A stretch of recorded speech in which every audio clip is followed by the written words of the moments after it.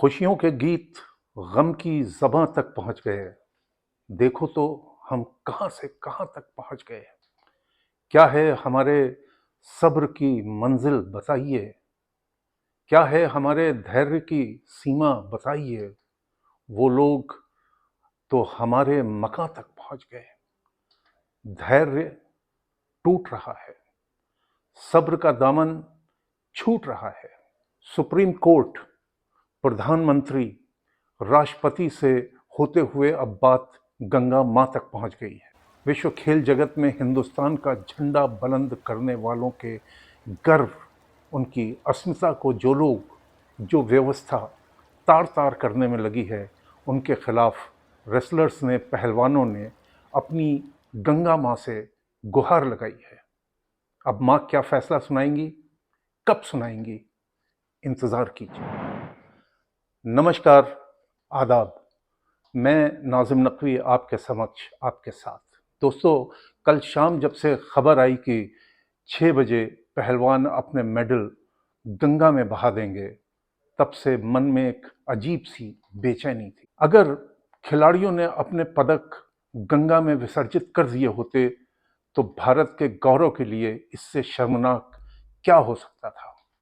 भला हो किसान यूनियन के नेता नरेश टिकैत का, सरकार को उनका एहसान मानना चाहिए कि उन्होंने हरि की पौड़ी पर बैठे खिलाड़ियों के बीच पहुंचकर उन्हें समझाया और 5 दिनों का समय मांगा। आश्वासन दिया कि इन 5 दिनों में देश के किसान कुछ ऐसा करेंगे कि आपको लगेगा कि सभी देशवासी आपके साथ न्याय की मांग कर रहे हैं। तो कुल मिलाकर ये ऐतिहासिक दुर्घटना होते होते टल गई। अगर ये दुर्घटना हो जाती तो हमारी आने वाली सदियां हमसे हिसाब मांगती कि हमने कैसी सड़ी गली व्यवस्था को, रॉटन सिस्टम को अपनाया। पता नहीं कि आपको याद है या नहीं कि 1960 में मोहम्मद अली ने, तब वो कैसियस क्ले के नाम से जाने जाते थे, उन्होंने नस्लीय भेदभाव का विरोध करने के लिए ओहियो नदी में अपना ओलंपिक स्वर्ण पदक फेंक दिया था। अली को नस्लीय भेदभाव के कारण एक श्वेत व्यक्ति के रेस्टोरेंट में खाने से मना कर दिया गया था। कहा गया कि हम एन वर्ड, जो नीग्रोज के लिए एक डेरोगेटरी वर्ड है, उसको कहते हुए उन्होंने कहा कि हम उनको खाना सर्व नहीं करते। मोहम्मद अली ने अपना गोल्ड मेडल नदी में फेंकने का जो ऐतिहासिक कदम उठाया था, वो भेदभाव की पीड़ा से प्रेरित था।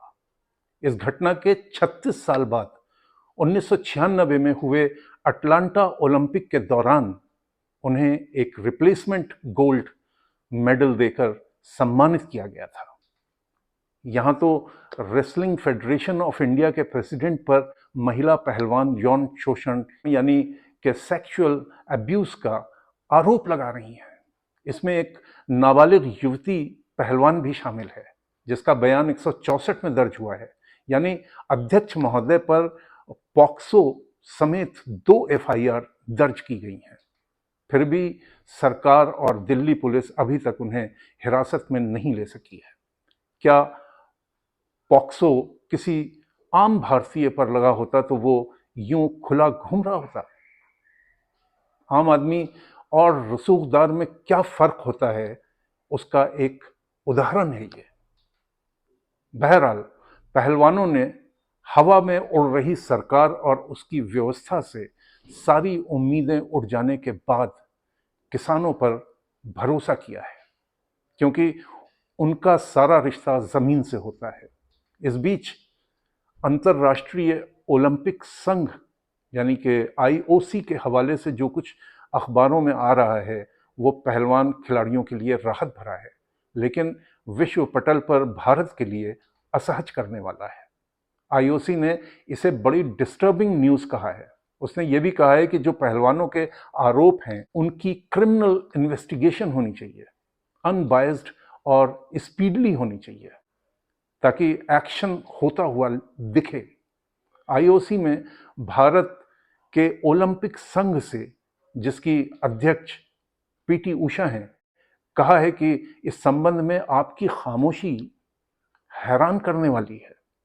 आईओसी की ये टिप्पणी इसलिए भी महत्वपूर्ण हो जाती है क्योंकि आईओसी वार्षिक सेशन इस साल अक्टूबर में आयोजित करने वाली है। उसमें भारत सरकार 2036 में होने वाले ओलंपिक को आयोजित करने के लिए गुजरात को प्रस्तुत करने वाली है। तो ऐसे में अंदाजा लगाया जा सकता है कि आईओसी का बर्ताव क्या होगा। एक घमंडी सांसद की वजह से हमारा प्रस्ताव ठुकराया जा सकता है। ओलंपिक जिस देश में भी होता है वहां खेल के अलावा कई संभावनाएं आती हैं। सारे देश में इसे पाने की होड़ लगी होती है। ऐसे में जहां मानवाधिकारों की धज्जियां उड़ने की खबरें हों, उसे वो ओलंपिक आयोजित करने के लिए क्यों चुनेंगे। इसके अलावा UWW यानी कि यूनाइटेड वर्ल्ड रेसलिंग, ये आईओसी से मान्यता प्राप्त दुनिया भर में पहलवानों की सर्वोच्च संस्था है, जिसके तहत रेसलिंग फेडरेशन ऑफ इंडिया भी आती है, जिसके अध्यक्ष पर सेक्सुअल अब्यूज के आरोप रेसलर्स लगा रहे हैं। UWW ने 30 मई को बयान जारी करके भारतीय कुश्ती संघ को बर्खास्त करने की धमकी भी दे दी है। कुल मिलाकर सरकार को यह समझना चाहिए कि वो निष्पक्ष जांच कराए ताकि ओलंपिक प्रायोजित करने की अपनी मांग को और भारतीय कुश्ती संघ पर बर्खास्तगी की जो अंतर्राष्ट्रीय तलवार लटक रही है उससे बचा जा सके। लेकिन 3 राज्यों के चुनाव और फिर लोकसभा के कामों का इतना बोझ है कि पता नहीं सरकार इस ओर ध्यान दे भी पाएगी या नहीं। उधर पहलवान अपने हक के लिए जान देने को तैयार हैं। उनका कहना है, बकौल शकील फैजाबादी, यूं खाली हाथ लौट के हम घर गए तो क्या, हक के लिए लड़ेंगे, अगर मर गए तो क्या। तो हमारा ये वीडियो आपको कैसा लगा, नीचे बॉक्स में कमेंट करके हमें बताइएगा। इससे हमें गाइडेंस मिलता है। लाइक कीजिएगा, अच्छा लगता है, और सब्सक्राइब भी कीजिएगा, हौसला मिलता है। आदाब, नमस्कार।